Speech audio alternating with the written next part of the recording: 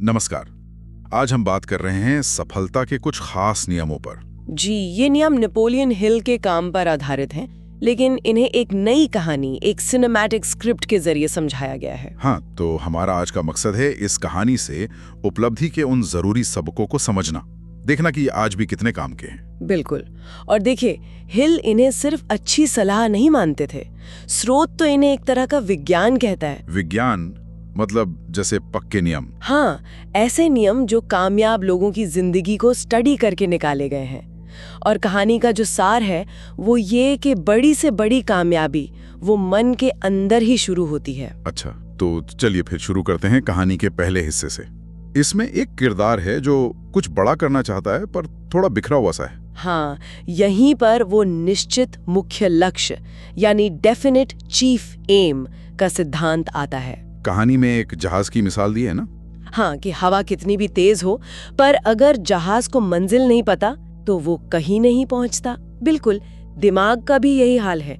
बिना एक साफ पक्के लक्ष्य के वो भटकता रहता है। जैसे कार्नेगी का लक्ष्य था स्टील इंडस्ट्री में कुछ बड़ा करना, या फोर्ड का सपना कि हर आम आदमी के पास कार हो। एक मजबूत इरादा। सही कहा। और कहानी ये भी दिखाती है कि सिर्फ लक्ष्य बना लेना ही काफी नहीं होता, उस पर अटूट विश्वास होना चाहिए। बिलीफ। विश्वास, ये सिर्फ उम्मीद से ज्यादा है। हाँ, ये एक गहरी आस्था है। देखिए, स्रोत में एडिसन का जिक्र है। 10,000 बार फेल होने के बाद भी उन्होंने क्या कहा? हाँ, कि मैंने 10,000 ऐसे तरीके ढूंढे जो काम नहीं करते। बिल्कुल। कहानी का जो हीरो है वो भी शुरू में शक करता है, पर जब वो अपने लक्ष्य पर पूरी तरह से मतलब दिल से विश्वास करना सीखता है तभी चीजें बदलती हैं। यही विश्वास, यही है जो विचारों को हकीकत बनाने की ताकत देता है। ठीक है, विश्वास जरूरी है, पर रास्ते में मुश्किलें तो आएंगी ही, है ना? आएंगी ही। और यहीं पर कहानी में वो सोने की खान वाली मशहूर मिसाल आती है। हाँ, वो आदमी जो सोना खोज रहा था, खूब मेहनत की, पर फिर हार मान ली और अपनी जमीन बेच दी।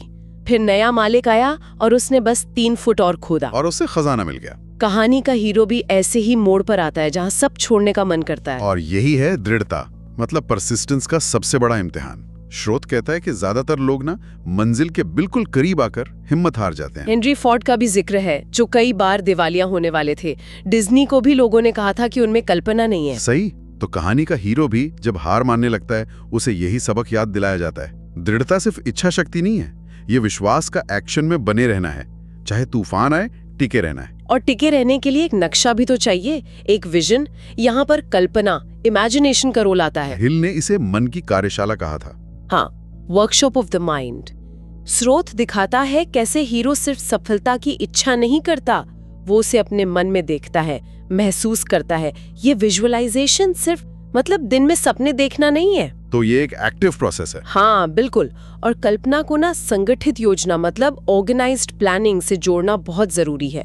कहानी में हीरो पहले सिर्फ सपने देखता है। अच्छा। लेकिन जब वो बैठकर बाकायदा प्लान बनाता है, क्या करना है, कैसे करना है, कब तक, तब उसके सपने एक्शन लेने लायक कदमों में बदलते हैं। मतलब सिर्फ सोचना काफी नहीं, प्लान भी चाहिए। बिल्कुल। स्रोत इस बात पर जोर देता है कि प्लान बदल सकते हैं, रास्ते बदल सकते हैं, पर लक्ष्य साफ होना चाहिए और प्लान में लचीलापन जरूरी है। बिना प्लान के कल्पना तो बस एक अधूरी कहानी रह जाती है। तो ये हुए बाहरी कदम, लक्ष्य, विश्वास, दृढ़ता, कल्पना, योजना। लेकिन स्रोत ये भी कहता है कि असली शक्ति अंदर से आती है, खासकर आत्मविश्वास, सेल्फ कॉन्फिडेंस। हाँ, और ये कोई घमंड या अहंकार नहीं है, ये अपनी काबिलियत पर एक शांत गहरा यकीन है कि हाँ, मैं ये लक्ष्य पा सकता हूँ या पा सकती हूँ। कहानी में एक सीन भी है जहाँ वो आईने के सामने खड़ा होकर खुद से अच्छी बातें दोहराता है। जी, पॉजिटिव अफर्मेशंस। उस तब तक दोहराता है जब तक वो उसके सबकॉन्शियस माइंड मतलब अवचेतन मन का हिस्सा न बन जाए। लेकिन आत्मविश्वास बनाए रखना तब मुश्किल होता है जब डर लगता है। बिल्कुल। आत्मविश्वास तभी टिकता है जब डर पर काबू पाया जाए। स्रोत हिल के बताए 6 भूतों का जिक्र करता है। हाँ, वो 6 डर, गरीबी का डर, आलोचना का, असफलता का, बुढ़ापे का, किसी अपने को खोने का और मौत का डर। कहानी दिखाती है कैसे ये डर हीरो को पीछे खींचते हैं, कदम उठाने से रोकते हैं। ये अदृश्य दुश्मन है सपनों के। सही कहा। और दिलचस्प बात यह है कि स्रोत डर का सबसे बड़ा तोड़ बताता है कर्म, एक्शन। जब भी हीरो डर के बावजूद कदम उठाता है, डर की पकड़ ढीली पड़ जाती है। यहाँ एक और दिलचस्प बात आती है कहानी में। हीरो को लगता है कि अकेले ये सब करना बहुत मुश्किल है। हाँ, और यहीं पर कहानी मास्टरमाइंड सिद्धांत यानी मास्टरमाइंड प्रिंसिपल को सामने लाती है। मास्टरमाइंड, ये क्या है? आप ऐसे सोचिए जैसे कई म्यूजिकल इंस्ट्रूमेंट्स एक साथ एक ही धुन में बज रहे हो। अच्छा। उनकी मिलीजुली आवाज अकेली आवाज से कहीं ज्यादा असरदार होती है ना? हाँ बिल्कुल। बस वैसे ही जब दो या ज्यादा लोग एक ही लक्ष्य के लिए पूरी ईमानदारी और तालमेल से साथ आते हैं तो उनकी जो मिलीजुली ऊर्जा और बुद्धि होती है वो एक नई शक्ति पैदा करती है। कहानी दिखाती है कैसे हीरो सही लोगों से जुड़कर अपनी कमियों को पूरा करता है। तो मतलब बड़ी सफलता अकेले नहीं मिलती, टीम जरूरी है। अक्सर ऐसा ही होता है। एडिसन की टीम थी, फोर्ड के इंजीनियर्स थे, कार्नेगी के सलाहकार थे, ये सब मास्टरमाइंड के उदाहरण हैं। लेकिन स्रोत ये भी कहता है कि ये ग्रुप आपसी सम्मान और एक साझा लक्ष्य पर टिका होना चाहिए, वरना ये काम नहीं करता। सही लोगों का साथ मिलना आपकी रफ्तार कई गुना बढ़ा सकता है। और जैसे जैसे कहानी में हीरो आगे बढ़ता है उसे लगता है कि कभी कभी जवाब कहीं अंदर से आते हैं या सही मौके अचानक मिल जाते हैं। हाँ, स्रोत इसे अनंत प्रज्ञा, इन्फिनिट इंटेलिजेंस से जुड़ना कहता है। ये कोई जादू टोना नहीं है। नहीं तो फिर क्या है? ये एक गहरी मानसिक अवस्था है जहां आपका इंट्यूशन, आपकी अंतरात्मा की आवाज तेज हो जाती है। कहानी में एक पल आता है जब हीरो बिल्कुल अकेला और हारा हुआ महसूस कर रहा होता है। हाँ। और तभी उसे अंदर से कोई विचार या आवाज आती है जो उसे नई राह दिखाती है। ये उस बड़ी शक्ति से जुड़ने जैसा है जो हर चीज में है। जब आप उसके साथ अलाइन हो जाते हैं, तालमेल बिठा लेते हैं। और इसे मजबूत कैसे किया जा सकता है? ऑटो सजेशन के जरिए, मतलब खुद को सुझाव देना। हमारा जो अवचेतन मन है ना, वो एक जमीन की तरह है। अच्छा। आप उसमें जो बीज लगातार बोते रहेंगे वही फसल उगेगी। कहानी में हीरो रोज रात को सोने से पहले अपने लक्ष्यों और विश्वास को दोहराता है। सिर्फ दोहराना और उसे महसूस करना। जब दोहराव भावना के साथ होता है तो वो अवचेतन मन को प्रोग्राम करता है। धीरे धीरे उसके विचार, उसका नजरिया, उसके काम सब उसी दिशा में जाने लगते हैं। कहते हैं ना, ब्रह्मांड हमारे सबसे प्रबल विचारों को ही हकीकत में बदलता है। पर क्या सिर्फ सोचना और महसूस करना ही काफी है? कहानी में तो हीरो को बार बार मुश्किलों का सामना करना पड़ता है। एक बड़ी असफलता उसे फिर से तोड़ देती है। हाँ, और यहीं पर हिल का वो मशहूर कोट आता है कि हर विपत्ति, हर मुश्किल अपने साथ बराबर या उससे बड़े फायदे का बीज लेकर आती है। मतलब हार में भी जीत छिपी है। बिल्कुल, कहानी यही दिखाती है कि ये हार सजा नहीं है बल्कि एक कीमती सबक है। स्रोत इस पर बहुत जोर देता है कि असफलता सफलता का उल्टा नहीं है, वो उसका हिस्सा है। हाँ, जैसे लिंकन चुनाव हारे थे, एडिसन हजारों बार नाकाम हुए, कर्नल सैंडर्स को तो कितनी बार मना किया गया था। सही। कहानी का हीरो भी अपनी सबसे बड़ी हार से ही सबसे जरूरी चीजें सीखता है, जैसे विनम्रता, क्रिएटिविटी और असली ताकत कहाँ से आती है। सवाल ये नहीं कि मेरे साथ ही ऐसा क्यों हुआ, सवाल है कि मुझे इससे क्या सीखना है। यही मुश्किलें तो इंसान को निखारती हैं। और इन मुश्किलों से गुजरने के लिए चाहिए आत्मनियंत्रण, अनुशासन, सेल्फ कंट्रोल और डिसिप्लिन। हाँ, और स्रोत कहता है कि इसकी शुरुआत होती है अपने विचारों पर काबू पाने से। कहानी दिखाती है कैसे हीरो अपनी भावनाओं को, अपनी आदतों को, अपने ध्यान को कंट्रोल करना सीखता है। ये आसान तो नहीं लगता होगा शुरू में, बिल्कुल नहीं। शुरू में संघर्ष लगता है, लेकिन धीरे धीरे यही अनुशासन उसे आजादी देता है। बाहरी हालात का गुलाम होने के बजाय अपने मन का मालिक बनने की आजादी। और इसी से जुड़ा है ध्यान को नियंत्रित करना, कंट्रोल्ड अटेंशन। हाँ, आज की दुनिया में तो ये और भी जरूरी हो गया है। इतनी सारी चीजें हैं जो हमारा ध्यान भटकाती हैं। सही बात है। तो अपने लक्ष्य पर टिके रहना एक सुपर पावर जैसा है। स्रोत में सूरज की किरणों की मिसाल है। फैली हुई किरणें कुछ नहीं कर सकती। हाँ। पर जब उन्हें एक लेंस से एक जगह फोकस किया जाता है तो वो आग लगा सकती हैं। कहानी में हीरो सीखता है कि कैसे अपनी सारी मानसिक ऊर्जा को एक बिंदु पर लगाकर बड़ी से बड़ी रुकावटों को पार किया जा सकता है। अच्छा, तो कहानी जैसे जैसे आगे बढ़ती है हीरो सफल तो हो जाता है, पर उसे एक और गहरी बात समझ आती है। क्या? कि सिर्फ अपनी सफलता ही सब कुछ नहीं है। यहीं पर सहयोग, मतलब कोऑपरेशन और लाभकारी सेवा यानी प्रॉफिटेबल सर्विस के नियम सामने आते हैं। हाँ, कि सफलता एक सिम्फनी की तरह है, कोई सोलो परफॉर्मेंस नहीं।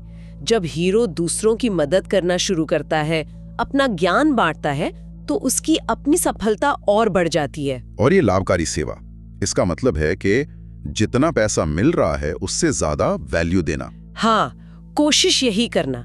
कहानी दिखाती है कि जब हीरो का ध्यान मुझे क्या मिलेगा से हटकर मैं क्या दे सकता हूं पर जाता है, तो न सिर्फ उसकी कमाई बढ़ती है बल्कि उसे एक गहरा संतोष भी मिलता है। सच्ची दौलत हमेशा आपके दिए गए मूल्य के अनुपात में ही मिलती है। हाँ, ये लेन देन से ज्यादा योगदान की भावना है। कहानी का अंत फिर हीरो को एक ज्यादा समझदार अवस्था में दिखाता है। वो समझता है कि असली सफलता सिर्फ पैसा या शोहरत नहीं है। सही, यहीं पर स्वर्ण नियम, गोल्डन रूल की बात आती है। दूसरों के साथ वैसा ही व्यवहार करो जैसा तुम चाहते हो कि वे तुम्हारे साथ करें। इसे सिर्फ एक नैतिक नियम नहीं बताया गया है ना? नहीं, स्रोत इसे ब्रह्मांड का एक नियम कहता है। आप जो ऊर्जा, जो व्यवहार दुनिया में भेजते हैं, वही कई गुना होकर लौटता है।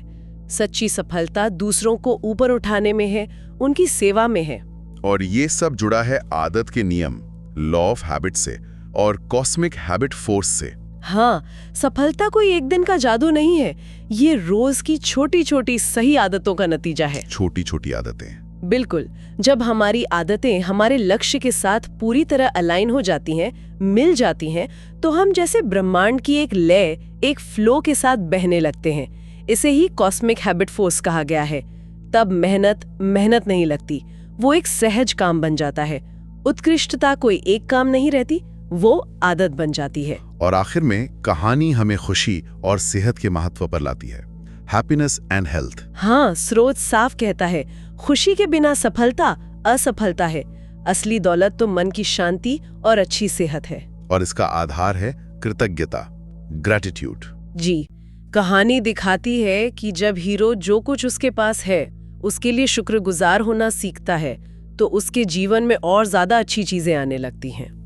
कृतज्ञता जो है वो कमी की सोच को हटाकर प्रचुरता की सोच लाती है। तो इस पूरी कहानी और इन सिद्धांतों का निचोड़ क्या है, सार क्या है? सार यही है, जैसा कहानी का हीरो आखिर में समझता है, कि सफलता कोई रहस्य नहीं है।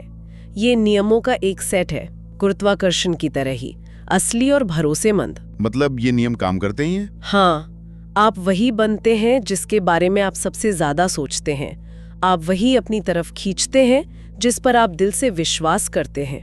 आप वो हासिल करते हैं जिसके लिए आप लगातार कोशिश करते हैं। और आप वही अपने पास रख पाते हैं जो आप दूसरों के साथ बांटते हैं। तो बात सिर्फ कुछ पाने की नहीं है? नहीं, बात असल में कुछ बनने की है। अंदर का बदलाव ही बाहर की दुनिया में नतीजे लाता है। भैया नेपोलियन हिल के सिद्धांतों की एक झलक एक नई कहानी के नजरिए से, एक पक्के लक्ष्य से शुरू होकर कृतज्ञता तक, ये सफर दिखाता है कि कामयाबी किस्मत से नहीं बल्कि कुछ तय नियमों पर चलने से मिलती है। हाँ, और सबसे बड़ी बात यह है, जैसा स्रोत हमें याद दिलाता है, कि ये नियम किसी खास वर्ग के लिए नहीं है, ये सब के लिए है। बिल्कुल, हर उस इंसान के लिए जो इन्हें सीखने और अमल में लाने को तैयार है। हर कोई अपने भाग्य का निर्माता बन सकता है। वाह। इन सभी शक्तिशाली नियमों पर सोचने के बाद एक सवाल मन में आता है, शायद ये सुनने वालों को भी सोचने पर मजबूर करे। क्या सवाल? सवाल ये है कि अगर आज से इन सिद्धांतों में से किसी एक को चुनकर, सिर्फ एक को, उस पर पूरी तरह महारत हासिल करने की कोशिश की जाए, तो वो कौन सा एक सिद्धांत होगा जो किसी के जीवन में, चाहे वो व्यक्तिगत हो या पेशेवर, सबसे बड़ा, सबसे सकारात्मक बदलाव ला सकता है?